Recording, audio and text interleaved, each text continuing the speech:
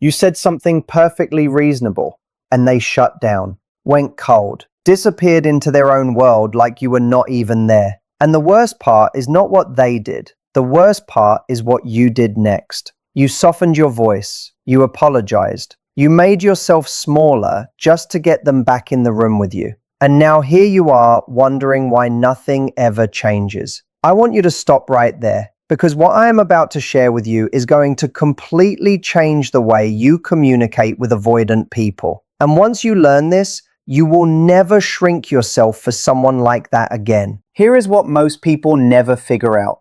The problem is not what you are saying to an avoidant. The problem is what you are believing about yourself when you say it. And when you shift that one thing, everything shifts. The words I am going to give you today are not manipulation tactics. They are not scripts to trick someone into loving you. They are phrases built on such a solid foundation of self-respect that an avoidant person literally cannot bulldoze you with their usual tactics. Stay with me because this gets really specific and really practical very fast. Before we go any further, I want you to drop one word in the comments right now. Just type the word ready if you are done letting avoidant people make you feel like you are too much. Type it right now. And if you have not subscribed yet, hit that button because we go deep on this stuff every single week and you do not want to miss what is coming. Now, let me actually start at the beginning, because if you are going to speak to an avoidant person in a way that earns respect, you have to first understand what is actually happening inside them. And this is the part most people skip. They jump straight to tactics. They memorize lines. They rehearse conversations in the shower. But they walk into those conversations with the same trembling energy they always had, and then wonder why the same thing keeps happening. An avoidant person has built their entire inner world around one core belief: that needing people is dangerous, that intimacy costs too much, that if they get too close, they will either be consumed or abandoned or both. Now, I know what you are thinking. You are thinking, okay, that is their problem. Why should I have to tiptoe around their wounds? And you are right. You should not tiptoe, but you do need to understand the terrain you are walking into. Not so you can manage them, so you can stop taking their behavior personally. Because here is the thing about avoidance that almost nobody talks about. Their distance is not about you, but how you respond to their distance absolutely determines how they treat you going forward. When you chase an avoidant, they feel suffocated and they pull back more. When you collapse in front of an avoidant, they lose respect and they pull back more. But when you stay grounded and clear and unbothered, they feel something they are not used to feeling around someone they are close to. They feel safe. And more importantly, they feel a little bit of healthy pressure, the kind that actually creates change. So let me give you the first category of phrases, and I want you to really sit with these because they are deceptively simple. The first category is what I call the non-anxious acknowledgement. This is what you say when an avoidant goes cold or pulls away and your nervous system is screaming at you to fix it. Most people in that moment either pursue, which pushes the avoidant further away, or they go completely silent, which the avoidant interprets as permission to keep treating you this way. Neither works. What works is saying something that shows you noticed what happened without making it a crisis. Here is an example. You say something like this: I noticed things felt a little off between us today, and I just want you to know I am not going anywhere, but I am also not going to pretend everything is fine when it is not. That is it. You say that calmly, and then you stop talking. You do not follow it up with 5 explanations. You do not ask them if they are okay 17 times. You say it, and you let the silence do its work. Why does this phrase work so well? Because it does three things simultaneously. It shows emotional awareness without emotional desperation. It communicates security without dismissiveness. And it draws a quiet but firm boundary without being aggressive about it. The avoidant hears this, and something in them shifts. Because you are not doing what they expected. You are not chasing. You are not exploding. You are not disappearing either. You are just standing there like a person who actually knows their own worth. Now, the follow-up to that moment is just as important as the phrase itself. After you say something like that, you have to actually follow through on what it implies. Because words without behavior behind them mean nothing to an avoidant. They are actually very good at detecting incongruence. If you say, I am not going to pretend everything is fine, and then an hour later you are texting them 11 times asking if they want to watch a movie together, they know you did not mean it. And then you lose all the ground you gained. Let me talk about the second category of phrases. I call these the self-referencing redirects. And these are powerful because they are almost impossible to argue with. Here is the thing about arguing with an avoidant. You will lose, not because they are smarter than you, but because their defense mechanism is to disengage. The moment a conversation feels like a confrontation, they mentally check out. They go quiet. They give you one-word answers. They make you feel like you are being unreasonable for wanting a normal human conversation. Self-referencing redirects take the argument off the table entirely because they are statements about you, not accusations about them. Here is what this sounds like. Instead of saying, you never open up to me, you try something like this. I realize I need to be with someone who can meet me emotionally. And I'm just checking in with myself about whether that is happening here. Read that again slowly. That is not an attack. There is nothing in that sentence for them to defend against. You are simply stating what you need and reflecting on whether you are getting it. The power move here is that this kind of statement puts the responsibility exactly where it belongs. It is not about changing them. It is about you being honest with yourself. And ironically, that is exactly what triggers an avoidant to actually show up more. Because they suddenly realize that you are not going to wait forever, that you have standards, that you are actually paying attention to your own experience and not just orbiting theirs. Now, I want to be very honest with you here. Some avoidants will hear a statement like that and they will genuinely step up. They will get a little uncomfortable in the best possible way and they will start making more effort. But some avoidants will hear it and double down on the withdrawal. And that information is actually valuable because now you know something you did not know before. You know whether this person is capable of growth or whether they are committed to staying exactly as they are. And once you know that, you can make a real decision about whether you stay. Let me keep going because we are just getting started on the actual phrases. The third category is what I want to call the calm ultimatum. Now, before you panic, the word ultimatum is not synonymous with threat. A real ultimatum is not you screaming, I am leaving if you do not change. A real ultimatum is a quiet, honest statement of what you will and will not continue to accept. And the way you deliver it changes everything. Here is what a calm ultimatum sounds like. It sounds like this. I care about you, and I want this to work. But I need you to know that I cannot keep showing up fully in a relationship where I feel consistently unseen. I am not saying this to pressure you. I am saying it because it is true, and because you deserve to know where I am at. Now notice what that does. It leads with care. It names the problem clearly without exaggerating it. It removes the dramatic pressure by literally saying, I am not saying this to pressure you, which paradoxically makes it land with more weight, not less. And it closes by extending dignity to the other person. An avoidant person who hears that from a grounded, calm place is going to feel something real because they are used to one of two things. Either someone who is so afraid of losing them that they never say anything hard, or someone who eventually explodes after months of swallowed frustration. You are doing neither. You are doing the thing that almost nobody does.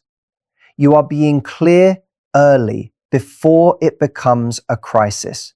And that is what commands respect. The fourth category of phrases is what I call the curiosity without attachment opener. And this one is particularly useful in moments where you want to connect with an avoidant, but they keep shutting conversations down. The trap most people fall into is that they try to have deep, meaningful conversations with an avoidant the same way they would with a secure person. They say things like, "Can we talk about us?" Or, "I feel like we are drifting apart." And immediately the avoidant tenses up because those phrases signal to them that this is going to be an emotional demand they have to escape from. The curiosity without attachment opener works differently. It opens a door without pushing them through it. Here is an example. You might say something like, "Hey, I have been thinking about something and I am genuinely curious to hear your take on it." You are not starting with feelings. You are not starting with a problem. You are starting with genuine intellectual curiosity. And avoidants actually respond really well to that because their brain feels safe when things are framed as intellectual rather than emotional. Then, from that grounded place, you can slowly move the conversation towards something more real. You might say something like, "I have been noticing that when things get heavy between us, there seems to be a pattern of disconnection. And I am just curious whether you notice that too, or whether you experience it differently." You are making an observation. You are inviting their perspective. You are not making an accusation. And you are giving them the opportunity to actually show up in the conversation instead of just defending themselves against it. Now, here is a critical piece that I want you to really absorb. Your tone matters as much as your words, maybe more. You can say all of the right things in the exact wrong tone, and it will backfire every single time. If you are delivering these phrases from a place of quiet desperation, hoping they will make the avoidant finally love you properly, it will not work. The avoidant will sense the desperation underneath the calm words, and they will retreat. But if you are delivering these phrases from a place of genuine self-possession, from a place of, "This is who I am and what I need, and I am okay whether or not you can meet me there," then the energy behind the words backs them up completely. This is why I keep coming back to the internal work, because the words are just the surface layer. What is underneath the words is what actually creates the shift. And what needs to be underneath is a genuine belief that you are someone worth showing up for. Not as a thought you repeat to yourself in the mirror every morning, as a felt reality that shapes how you walk into rooms and how you walk out of them. Let me give you the fifth category. I call these the boundary with warmth statements. Because one of the biggest misconceptions about setting limits with an avoidant is that you have to be cold or hard to make them stick. A lot of people think that if they are warm while setting a limit, it will not be taken seriously. But that is backwards. Coldness triggers more withdrawal in an avoidant. Warmth, combined with clarity, is actually what gets through. Here is what this sounds like in practice. Imagine an avoidant has cancelled plans on you last minute again. Instead of saying nothing, which communicates that it is acceptable, or saying something aggressive, which gives them an excuse to make you the bad guy, you say something like this: "I genuinely enjoy spending time with you, and I notice this is becoming a pattern that does not feel great on my end. I am not trying to make you feel bad. I just need our plans to mean something. Can we figure out how to make that work?" That is it. Warm, direct, clear, and it ends with an invitation to solve the problem together rather than a sentence that corners them. The avoidant in this scenario has three options. They can get defensive, which tells you something important about where they are. They can dismiss it, which also tells you something important, or they can actually hear you and step up. Any of those three outcomes gives you real information, and real information is power because it allows you to make real decisions instead of living in hope and uncertainty. Let me talk about something that people almost never address when they talk about communicating with avoidance. The thing that happens after the conversation ends. Because here is where most people give back all the ground they just gained. They have a good conversation. They said the right things. The avoidant actually responded reasonably. And then because the avoidant goes quiet for a few hours or seems a little distant afterward, the person panics and starts backpedaling. They send a text saying, "Sorry if I was too intense earlier," or "Hey, I did not mean to make things weird," or some version of, "I take it back, please do not be upset with me." And just like that, everything collapses. Because what you did in that conversation was communicate self-respect. And what you did in that text was communicate that your self-respect is conditional. It is only there until you feel a little bit of discomfort from them. And an avoidant person who is not yet doing the work will absolutely use that. Not consciously necessarily, but they will learn that if they go a little cold after a hard conversation, you will fold and apologize, and it will all go back to being easy for them. So I want to give you a phrase for that moment too. The moment after the conversation when you want to reach back out and soften everything. Instead of apologizing for being clear, you can say something like this. "I just wanted to check in and say I meant what I said, but I am also really glad we talked about it." That is a completely different energy. You are not withdrawing your truth. You are not apologizing for having a spine, but you are also extending warmth and connection, which is what the relationship needs. You are holding both things at once. I meant it, and I am glad we are close enough to talk about it. That is mature communication, and it is incredibly disarming for an avoidant who is braced for either your explosion or your retreat. Now I want to address something that is going to come up for some of you as you are listening to this. Some of you are going to think, okay, but what if the avoidant in my life is my partner and not just someone I'm dating? What if we live together? What if we have years together and the patterns are really deeply grooved? Does any of this still apply? And the answer is yes, but the stakes are higher and the patience required is longer. When patterns have been in place for years, an avoidant does not change overnight just because you suddenly started communicating differently. They are going to test whether the new version of you is real or temporary. They have seen you cycle through phases before. You get empowered for a week and then you go back to the old patterns. So they are waiting to see whether this time is different. And the only thing that will convince them is consistency. Not a single perfect conversation, not one well-delivered ultimatum. Consistent behavior over time that proves this version of you is the actual you now. That means the phrases I am giving you are not one-time fixes. They are communication habits you have to build. You have to practice them when the stakes are low so they come naturally when the stakes are high. You have to use them in small moments so they feel authentic in big moments. You have to become the kind of person who consistently communicates this way, and then you will start consistently receiving the kind of treatment that reflects that. Let me give you the sixth category now. These are what I call the exit statements, because sometimes the most powerful thing you can say to an avoidant is nothing. Sometimes the most powerful move is to physically remove yourself from a situation where you are not being respected. Not dramatically, not with a big announcement, just quietly. And when you come back later, or when they reach out, you have a phrase ready. Here is what that sounds like. Imagine they say something dismissive or make you feel stupid for having a feeling. Instead of arguing, you say this: "I am going to give us both some space right now, and we can come back to this when it feels less charged." And then you leave. You go for a walk, you call a friend, you do something that reminds you who you are outside of this dynamic. And when they reach out, which they usually will, you are measured and warm, and you pick the conversation back up from a calm place. What you just did is the thing avoidants actually respect more than anything. You regulated yourself. You did not blow up. You did not go icy and punishing. You just said clearly that the current conversation is not productive, and you stepped away.